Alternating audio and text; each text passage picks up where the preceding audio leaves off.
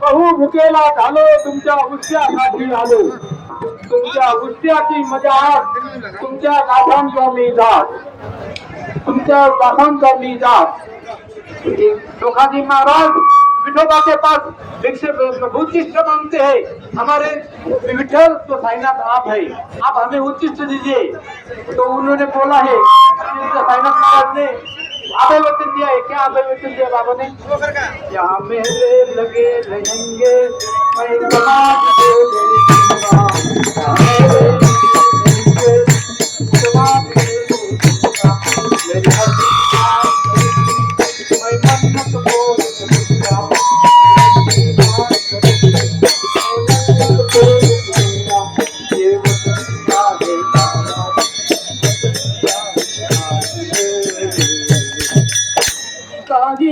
बाबा बड़े दयालु है